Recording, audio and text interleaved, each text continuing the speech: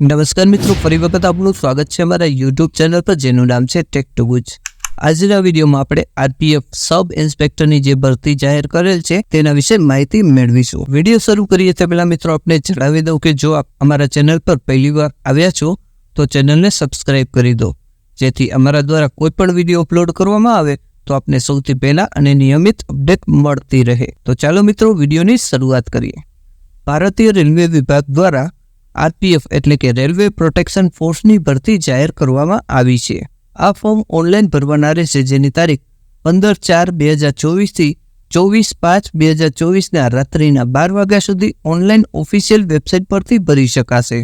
જો મિત્રો અરજી ફોર્મ ભરતી વખતે કોઈ ક્ષતિ રહી જાય અથવા તો ભૂલ રહી જાય તો તેને સુધારો કરવા માટે 15/5/2024 થી 24/5/2024 સુધી ઓનલાઈન ઓફિશિયલ વેબસાઇટ પરથી સુધારો કરી શકાશે. હવે આપણે કેટેગરી વાઇઝ જગ્યા કેટલી છે તેના વિશે ચર્ચા કરી લઈએ.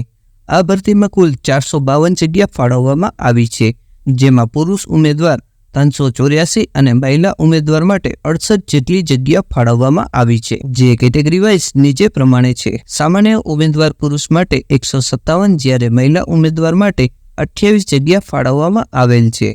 ત્યારબાદ એસી પુરુષ ઉમેદવાર માટે 57 જગ્યા, જ્યારે મહિલા ઉમેદવાર માટે 10 જગ્યા રાખેલ છે. ત્યારબાદ એસટી કેટેગરી માટે 28 જગ્યા, જ્યારે મહિલા ઉમેદવાર માટે 5 જગ્યા ફાળવવામાં આવેલ છે.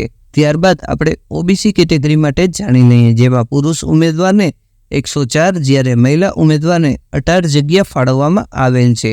અને છેલ્લે ઈડબ્લ્યુએસમાં પુરુષ ઉમેદવારને 38 અને મહિલા ઉમેદવારને 7 જગ્યા ફાળવવામાં આવેલ છે.